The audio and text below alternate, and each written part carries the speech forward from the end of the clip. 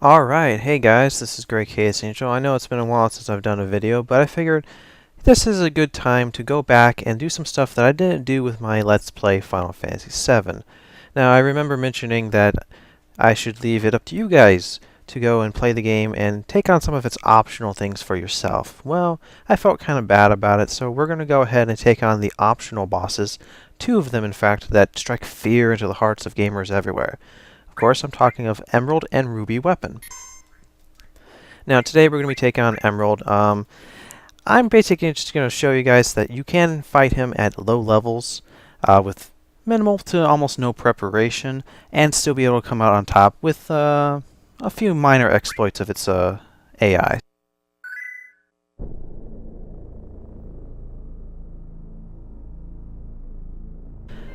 Alright, let's look at what we've got on all of our characters. Cloud has his Ultima weapon, gained by destroying Ultimate weapon for the final time just above Cosmo Canyon on Disc 3. Mystiles, you can get those in the Northern Crater, and ribbons just for the hell of having them, not too big of a deal. Tifa has her Powersoul. She's not really going to be doing any physical attacks, so I just like using it for its abilities. Another Mystile, which you can get at the end of the Northern Crater, and another ribbon. No big deal, you get those by morphing Master Tonberries, also in Northern Crater. And Red 13 has his ultimate weapon, Limited Moon. You get it from Bugenhagen. Another Mystile, a third Mystile, in fact. You can only get this by utilizing a glitch in how your party travels down Northern Crater. I'm not going to go into that in detail. If you want it, look it up. And just the Touph ring. Again, they're not there for any particular reason, it's just what we're using. We'll start with Red 13. What does he have for Materia? Oh, look at that, only 2. Why is that? Because we need that 9,999.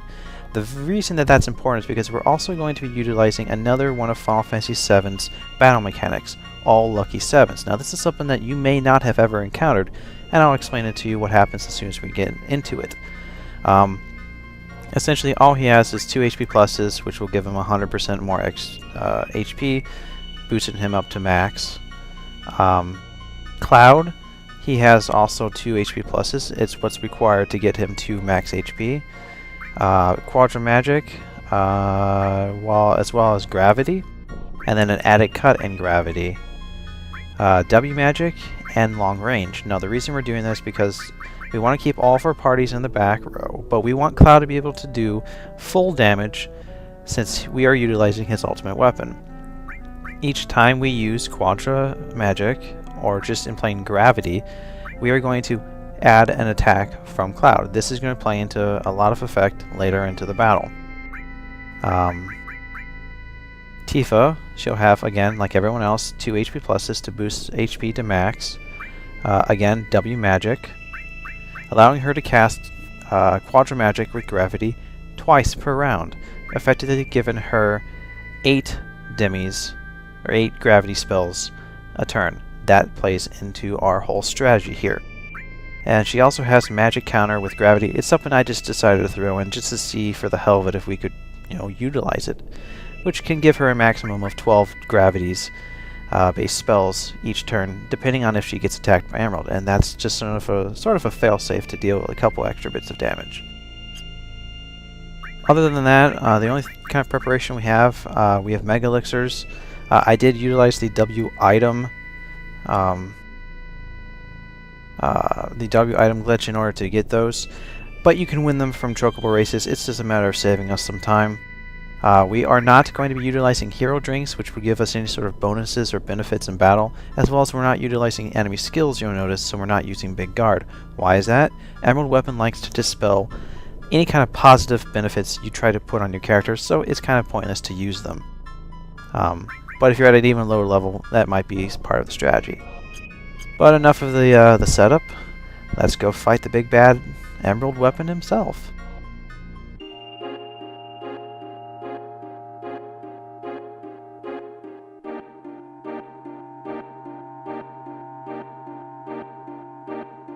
Now, those of you who are familiar with Final Fantasy VII, or at least fighting Emerald, you'll notice that we're not using the underwater materia. Why is that? Because we're going to beat him in under the 20-minute time limit. Essentially, we're going to have a few rounds before we really have to be concerned with what he's doing. So go ahead and start off with Tifa and Cloud utilizing their Quadra magic gravity spells, specifically Demi 3 to start. We're utilizing in this battle, obviously you can tell, Emerald is weak to two types, gravity and lightning. Gravity is the most simple because it'll let us know as we get closer and closer to defeating him how close we actually are, because gravity is, again, an HP based spell. So throughout the majority of the battle, he's going to be dealing, we're going to be dealing about 10,000 points of damage each time one of our gravity spells hits. And that goes for Demi, Demi 2, and Demi 3. It doesn't really matter. And since we're capitalizing on Mega Elixirs to keep our characters alive, we really don't have to worry about our MP too badly.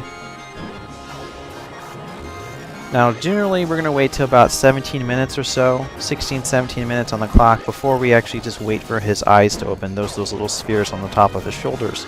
Because we're going to want to be prepared for those. Two of them, the blue ones, as you'll see, deal damage to our HP, whereas yellows will simply damage our MP.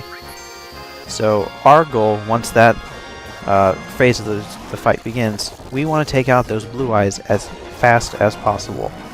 It will give us a chance to make sure we don't have weaker HP when he uses his special move, which will deal 1,111 points of damage per materia per character. So we want to keep our characters alive.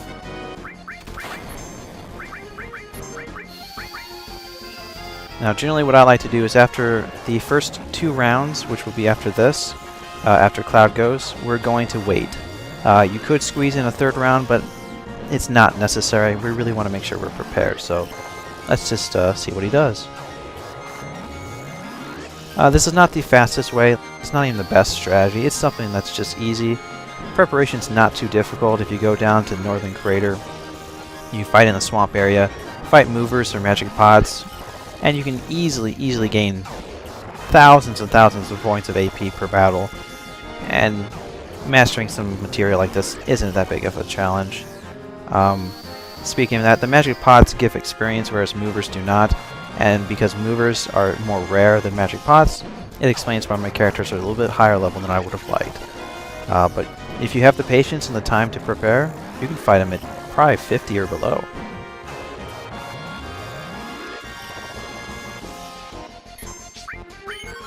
Now, things are a little bit more strange once Cloud goes, because we really don't know at what point his eyes are going to open.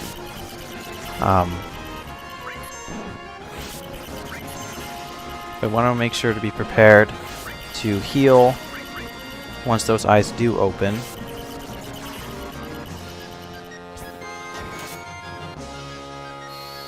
Which is why we're having Tifa hold back.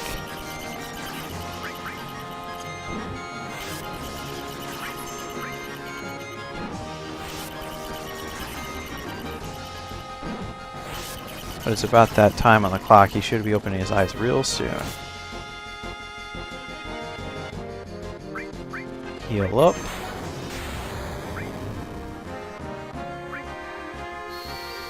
Oh, and here our Demi 3 counterattack will take place.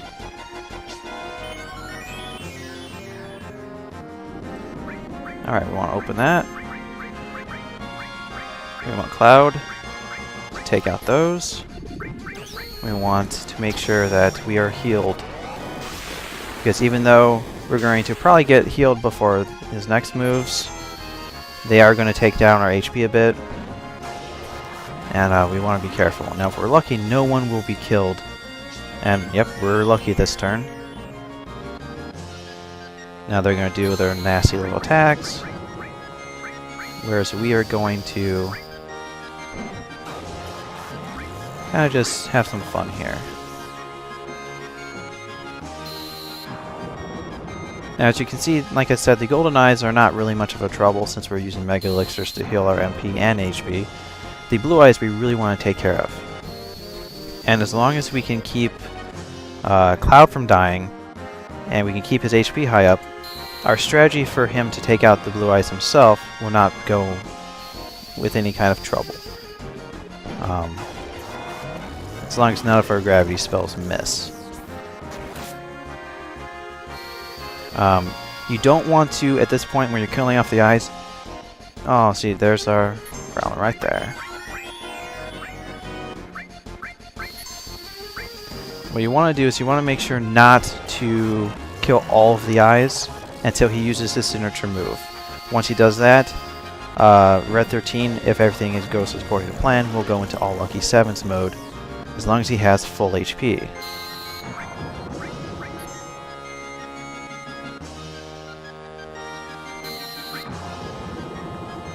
If we were lucky, of course. And this is always the most nerve-wracking part. We have to make sure to have full HP on Red 13, or else this is all for bust.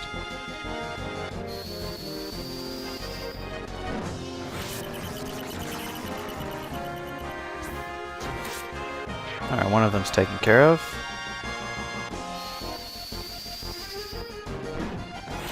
That's good. You want to avoid hitting Emerald himself with physical attacks. Alright, that's not good. Just in the off chance that Red 13 dies, since this is a bit more of a tight battle than what I was hoping to get into.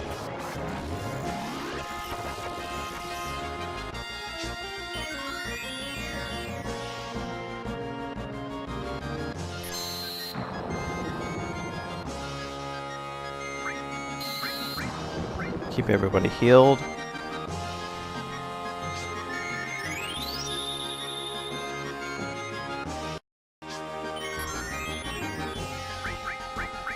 Oh, here we go. Excellent.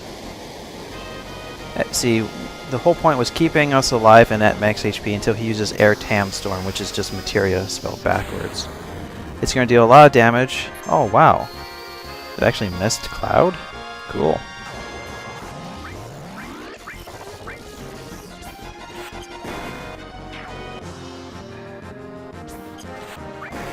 As you can see, Red 13 is going to go into a bit of a frenzy here. If you've never gotten all lucky 7s, this is what it basically amounts to. Any character who, by way of a battle move, is reduced to 7,777 HP exactly, they will go into that sort of frenzy, known as all lucky 7s. This equates to 62 consecutive hits of 7,777 points of damage each time, or until the enemy dies. And in the case of Emerald, he's not about to die from even a single use of all lucky 7s. If the character does not lose HP or gain HP through healing throughout the rest of the battle, each attack they deal will continue to deal 7,777 points of damage. Downside to doing this is after the end of the battle, if you haven't gotten out of the all lucky 7 status, your character's HP is reduced to 1 to prevent overuse of its mechanics. Now you might be asking yourself, well, I'll just go with all 3 of my characters. That'll take care of Emerald. Well, actually, the game's kind of thought of how to counteract sort of strategies of that nature. If by chance all 3 characters were to hit all lucky 7s, you'd only get 2 extra attacks at that 7,777 for a total of 64 consecutive attacks. So it has its own failsafe. This is really the most boring part of the fight because we had to wait for it to run out. But afterwards, Red 13 should use the Mega Elixir, and then we're pretty much almost done killing Emerald Weapon because at this point we've probably dealt more than 3/4 of his HP and damage. And real quickly, we're going to be seeing how the Demi spells will show us how close we are to killing him. Because they're going to start going from, 9,000 to 8,000 to 7,000.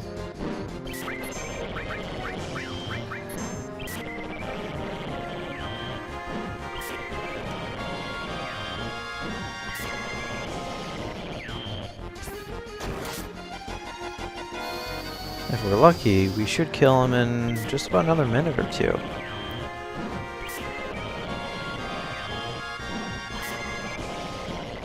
And since he can't use his Air Storm unless the eyes are open and he's about to switch back to normal mode,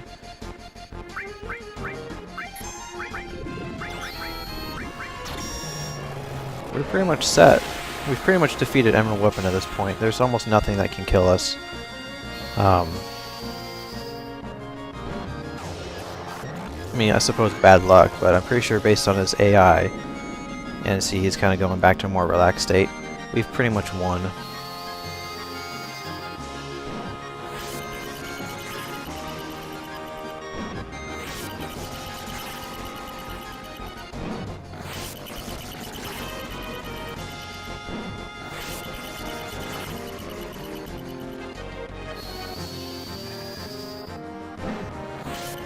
Now, there's a lot of other moves that, strategy-wise, that would allow us to use insane amount of materia combinations to pretty much bitch slap Emerald to its grave. But this is really the more simplistic way. It's not too, complicated. There's not too much that goes into it. A couple hours of preparation if you just don't care about your character's levels. Or if you're really a stickler for not gaining any experience, it could take some time more than that. But really, some Quadra magic, some gravities, some W magic, and that's really all it takes.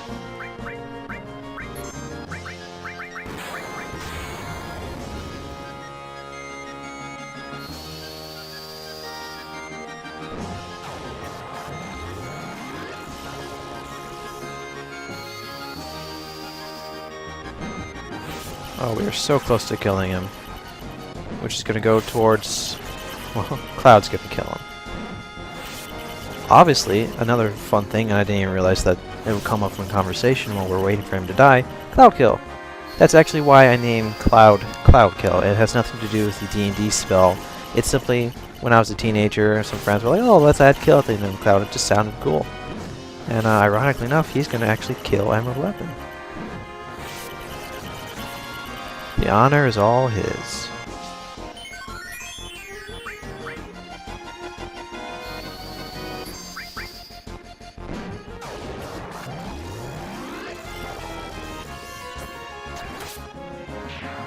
And there we go.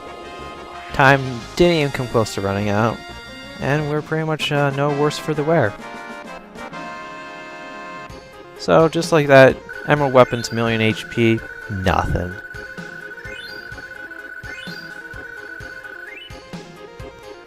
You get the Earth Harp for defeating him, which you can go to Calm. There's a NPC by the name of Calm Traveler.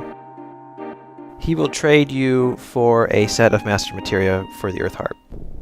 So you essentially get Master Summon, Master Command, and Master Magic for defeating Emerald, which is why I suggest defeating Emerald first. He has the easiest setup in terms of exploitability, and at the same time gives you the necessary materia that if you don't want to take a lot of preparation, you can get real easy the stuff you need to take on its twin optional boss, Ruby Weapon, which he is a whole different matter altogether, and that's what we're going to be tackling next. So until then, I hope you guys enjoy this.